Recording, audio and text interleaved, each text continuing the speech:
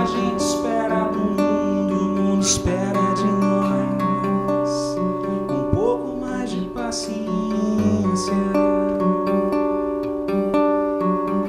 Será que é tempo que nos falta pra perceber? Será que temos esse tempo pra perder? E quem quer saber, a vida não para, não para. Mesmo quando o corpo pede um pouco mais de calma, até quando o corpo pede um pouco mais de alma, eu sei, a vida não para.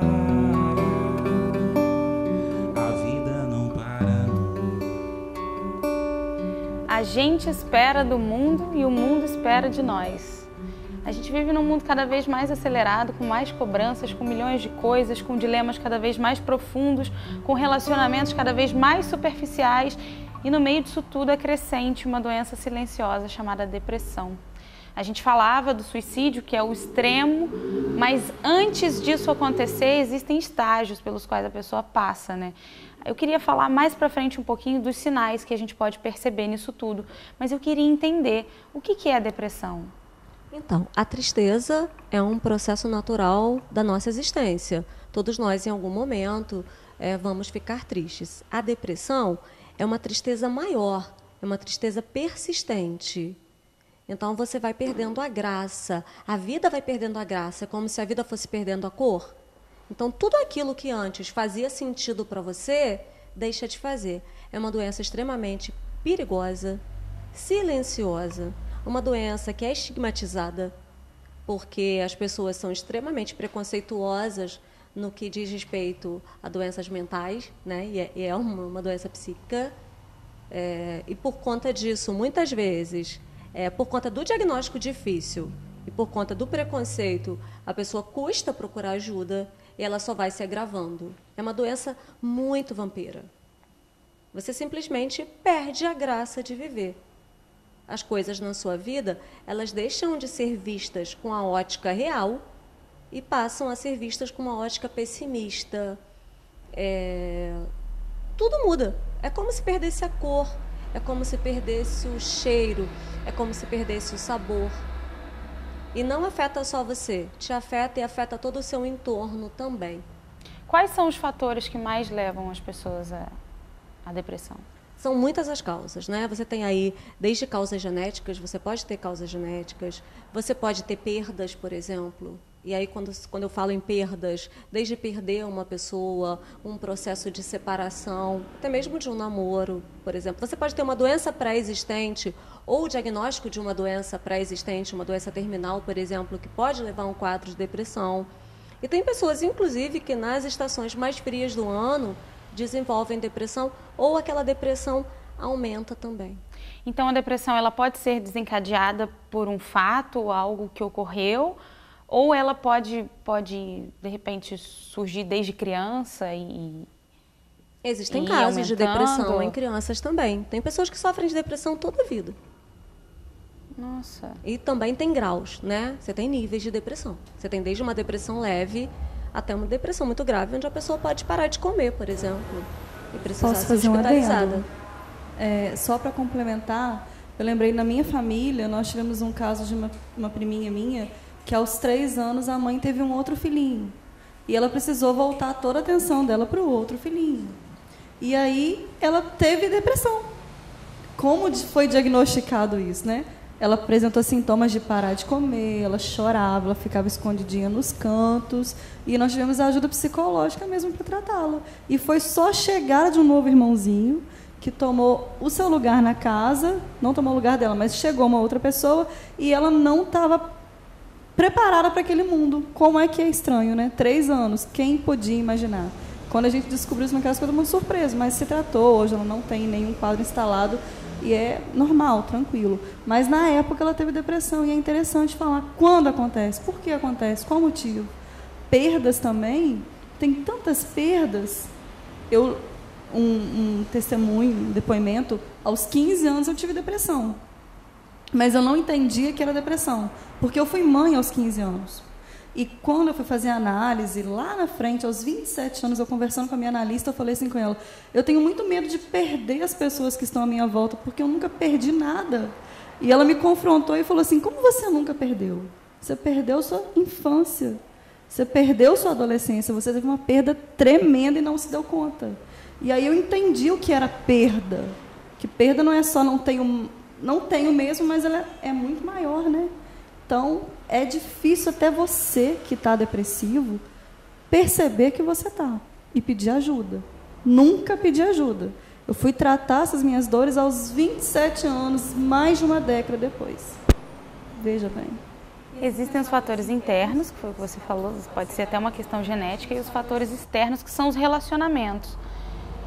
Esse mundo que a gente vem vivendo de relacionamentos cada vez mais vazios, a Simone falou até a questão da falta de vínculo, e isso fazendo com que os adolescentes tenham uma certa incidência na questão da depressão e da tentativa de suicídio. Pode ser uma explicação para esse aumento? Eu não sei se é uma explicação, mas um fator a mais, né? Como nós dissemos há pouco, nós hoje trabalhamos muito. Existe uma necessidade de uma potência maior enquanto sujeito. Nós trabalhamos cada vez mais, nós estudamos cada vez mais. E nesse processo, muitas vezes, nós nos esquecemos de nós mesmos. Então, aí não tem lazer, eu não tenho o descanso necessário, eu não tenho um sono reparador, eu não pratico uma atividade física, eu não cuido do meu emocional. Ou seja, nós passamos a funcionar como se fôssemos máquinas, mas não somos, e a conta vem. E como a Simone mesmo disse, as relações estão muito fragilizadas. E quando a gente vai falar ainda, se a gente colocar nisso o fenômeno das redes sociais, isso agrava muito. Porque as redes sociais, elas têm dois lados. A gente vê nas redes sociais uma vida idealizada e fantasiosa do outro, que pode ser muito mais interessante que a minha, afinal eu não vou para a Grécia viajar, eu tenho que trabalhar amanhã cedo. Então, muitas vezes você idealiza que o outro tem uma vida muito mais interessante que a sua, e aí isso começa a criar uma tristeza e uma frustração que pode realmente levar a casos mais sérios. Então, não são só as relações. Você falou da dificuldade de diagnóstico. Né? Como chegar a constatar que alguém está em depressão ou que alguém tem algum indício, algum sinal? Pessoas do nosso lado, já que é uma doença silenciosa e por vezes não percebida. Como que a gente pode captar esses sinais? Então, cada caso é um caso, porque pessoas são singulares e únicas. Então, tem alguém que pode aparentemente estar muito bem, mas está muito comprometida psiquicamente, muito triste. Mas alguns sintominhas, assim, podem ser perceptíveis. A pessoa vai parar a cuidar de si, ela vai começar a se isolar, o apetite pode mudar muito, ou você pode passar a comer mais ou menos. Se ela tinha um grupo de amigos, ela já não vai mais se relacionar com aquelas pessoas como ela se relacionava antes. Inclusive, ela pode começar a usar drogas lícitas ou ilícitas também. Então, tem uma série de marcadores que a gente olha, inclusive a própria aparência. Tem pessoas que deixam de tomar banho, tem pessoas que só tomam banho e não fazem mais nada. Entendi. Então, desde o cabelo, as unhas. Uma pessoa num quadro de depressão grave, a vida comum, aquilo que faz sentido para a gente, não vai fazer para ela. E o que pior a gente pode fazer por um depressivo é dizer, levanta dessa cama, o que você está fazendo aí? Você é preguiça. Isso é horrível, porque essa pessoa ela não tem condição. O sacrifício que essa pessoa vai fazer para levantar, para ir ao banheiro, para escovar os dentes, ele é sobre-humano. É uma doença muito perigosa, que pode atingir, inclusive, qualquer um de nós aqui. E aí, independe da sua classe social, independe do seu gênero, independe da sua profissão, independe se eu sou um pastor evangélico, um padre, um psicólogo, um psiquiatra, um médico, independe. Pode atingir qualquer um de nós em qualquer idade. Se você levantou uma coisa que eu quero que a gente volte nisso, mas vai ter que ser no próximo bloco, que estão falando ali, que a gente está estourando o tempo já. É essa questão de que qualquer pessoa pode vir a ter depressão. Inclusive, você citou um pastor evangélico, um padre.